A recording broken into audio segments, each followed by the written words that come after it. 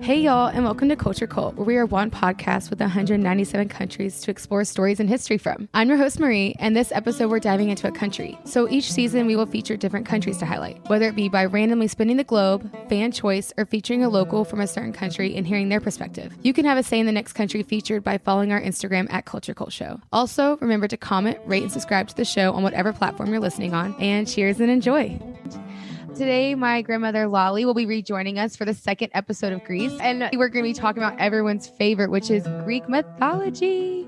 But before we dive into that, I know, Lollie, you mentioned she wanted to make a correction, and I just want to also say this podcast is just about passionate people loving cultures. We're not historians. So if there's a correction, we will talk about it. Also, please feel free to email me any corrections that you want to talk about on the podcast at culturecultshow@gmail.com. Lollie, did you want to say your correction real quick? Yes, thank you, Marie. In our last trip to Greece, I said the Areopagus was the marketplace. Actually, it was the Agora. The Areopagus is a mountain that's beside the Parthenon. And it's where people can climb up there, as St. Paul did, and look down over the marketplace, which is the Agora. So I just wanted to correct. I said the Agora is the marketplace. The Areopagus is a mountain. So I just wanted to make that clear. Okay. See, perfect. I didn't know any difference. Thanks for giving me that chance. They both start with A, and they're easily confused. And the Greek words are very long, so I get it. So we're going to do how this is going to work. I'm going to do my favorite mythology story. It's been my favorite, I think, the entire time since I was learning about mythology. And then Lollie's going to say, I think, one or two. But the first one is my favorite story, which is the story of Persephone, which is such a great name, first of all. And she is the daughter of Zeus and Demeter. And we all know Demeter is the goddess of harvest. And Persephone was beautiful, and she was always in the fields tending to grains and flowers. And this attracted Hades, the lord of the underworld, and he fell madly in love with her, but from afar, until he couldn't take it anymore. And he abducted Persephone, and the earth opened up, and they descended into the underworld. So this threw Demeter, Persephone's mother, into extreme distraught because her daughter was her only love in this world, and she made it a point to keep men away from her.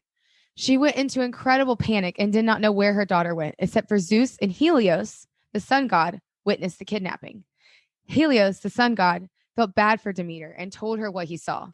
This threw Demeter into even more of a rage and depression, and she wanted to punish the gods. So she did what she knew would punish everyone. She stopped harvesting and caring for the earth. The earth began to dry up. Plants died, leading to all the animals dying. Famine started to spread across the whole earth. The cries of people on earth were forcing Zeus to pay attention. He promised Demeter Persephone can return if she can prove Persephone stayed against her will. Otherwise, she will become Hades' wife, queen of the underworld. This seemed easy enough, considering Persephone was kidnapped. But when Hades heard of this, he offered Persephone a pomegranate as a peace offering. And at this time, she had not touched or eaten anything, but she warmed up to the offering because she saw hope in her way out. So she ate a few pomegranate seeds.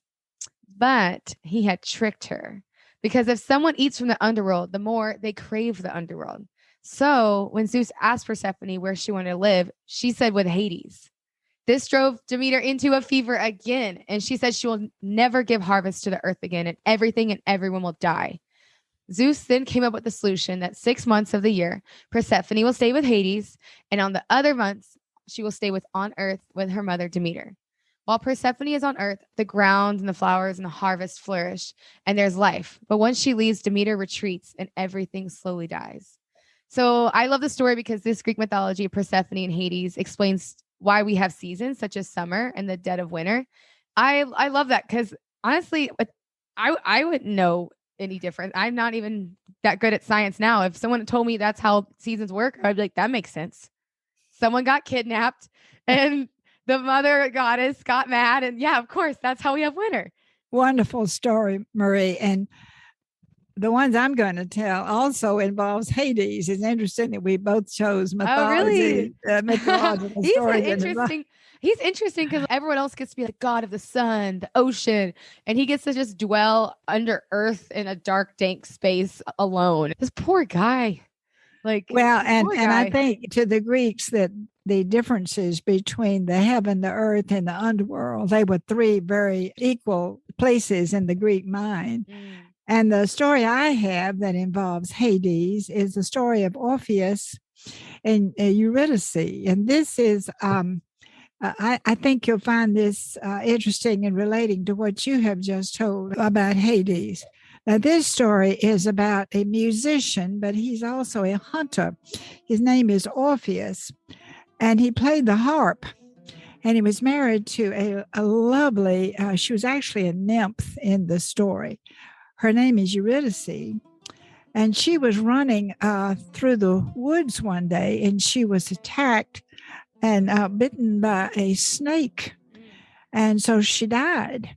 And Orpheus absolutely adored this Eurydice. And he was heartbroken. And so Amor, who was the god of love, saw how Orpheus was grieving. So he said, well, I'll tell you what, you can go to Hades and get her back. But you've got to get through the gates to Hades, which is guarded by a dog. And that dog's name is Cerberus. Now, if you can take your harp and you can charm him with your music, he will let you through the gate and you can go into Hades. So Orpheus got his harp and he approached the gate. And sure enough, his music was so beautiful that Cerberus let him through the gate. Well, he searched all over Hades and he finally found his lost wife, who was Eurydice. And he played the music and she heard him and she came to him and she was so thrilled to see him, and their love was rekindled after all this time to being separated. Well, there was one caveat that was given to him by Amor, and that caveat was, if you find Eurydice and you play the harp and she follows you, you may not look back. You've got to face forward and go through the gate, and you cannot look back to see if she's following you. Well, Orpheus was so thrilled to be able to go. He had consented to that caveat.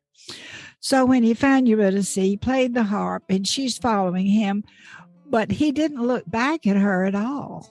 And she began to worry, he doesn't love me anymore. And she began to fall back. Should I follow him? I don't know that he loves me. Well, he got concerned because she didn't make any noise. He didn't know she was following. He got so worried, he turned and looked back and she died immediately. Oh, she had to die twice. Right. And so that was a very Oh, sad thing. no. Also, real quick, Lolly, I don't know if you remember this, but in Harry Potter, the first movie and book, the way they get to I don't know what it's called, but like the under part of the castle, there's a dog with three heads and there's a harp playing, and that keeps the dogs asleep. And then they have to get under the dogs, under the trap door, but then the harp stops, and that's when the dogs get upset. So that is absolutely a reference from that mythology. I think you're right, Maria. I It for wasn't sure aware of is. that. I think that shows another influence over the Greek mythology on our modern day Yeah. literature, because the Harry Potter series certainly is very popular. And I think when you hear something like that, if you know the background of some of this, it makes that Harry Potter story even more meaningful. Yeah, it's just like it's so awesome to know J.K. Rowling loves these stories too. And I think put it so in much there. of our modern literature and our poetry all is so related to Greek mythology. And I think it's wonderful that you picked up on that. Now, there's another one that you might find interesting. It is the story of Narcissus. Oh, I love this Now, one. maybe you know about Narcissus as a plant, and there's a reason for that. The story of Narcissus is about a young man who was walking through the woods, and he was a very handsome young man. And as far as we know, he was an innocent man and a good man, but he was young. Well, he's walking through the woods and he sees a stream of water. In the middle of the stream, there's this beautiful deep pool, and it's very refreshing looking. And it reminds Narcissus that he's thirsty. So he leans into the pool to get a drink of water. And in doing so, he sees this beautiful, lovely face in the pool. Well, he falls in love with this face. He's overwhelmed with the beauty of this face. Overwhelmed. Well, he is so enamored with it, he wants to hug it. He wants to embrace it. He wants to caress this beautiful figure in the pool. So he leans forward to embrace it. And of course, he falls forward into the pool and he drowns because he has only seen his own reflection. Well, that's kind of a sad thing, but one good thing that came out of it mythologically, he becomes a flower. And this flower blooms beside the pond where he drowned. And this flower was called the Narcissus. We've given it another name as well. We call it the daffodil. Oh. And so there's been a lot of poems written about it. The daffodils or Narcissus now bloom in the early spring. They usually pop up out of the ground, and they're bulbs. You have to plant them in October, and then they bloom up in February or March and April, depending on what part of the country you live in. But in the South, they usually bloom in late March.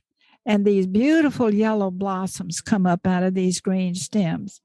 And now I have two reasons to remember this story. And one reason is that the idea of the plant being beautiful and called the narcissus. But there's also a mental condition called narcissism, which is based on this. And narcissism has been designated as a psychological mental illness. The narcissist is a person who focuses entirely on themselves. They talk about themselves, they praise themselves, they look for ways to brag about their talents, but they also, worse than that, they disregard the welfare of another person.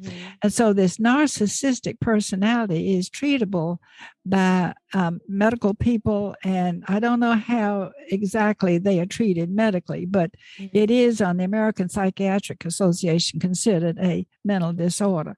So it goes back to the idea of this young mythological man falling in love with himself to aggrandize your own talents to the point that you're in disregard of other people. So narcissism has become a word in our vocabulary. We talk about people being narcissists. Well, if you hear that word, you know it's really a flower that's blooming on the side of the pond. And this is just another word that we've gotten from Greece, narcissism. There are just so many other words, but that's a story for another day. I love it. I love it. That's one of my favorite stories because you don't have to go far back in history to relate to someone who's a narcissist. I think we all have met someone who has narcissistic qualities, and the portrayal of that is what's happening. You're not looking at your surroundings. You're just me, me, me, me, me. And in this case, he drowned in a pond, but in other cases, you lose friends. No one wants to be around you. You just drown in your own misery. But a lot of narcissists, they don't know and they don't care. I think you're exactly right, Marie. And I would say this, all of us have narcissistic tendencies in our personalities, that self-love, that feeling to be special. And if we listen carefully to the advertisements, it is all appealing to that narcissistic potential in our personalities. We want to be special. You listen carefully to the advertisement. You buy this product, it'll make you more beautiful. It'll make you run faster. It'll make you more attractive. It'll make you more desirable. And all of this is aimed at your narcissistic side of your personality. And many of us are narcissists without knowing it. But I think we all have a tendency toward that narcissistic characteristic. We have to be on guard of that. Yes.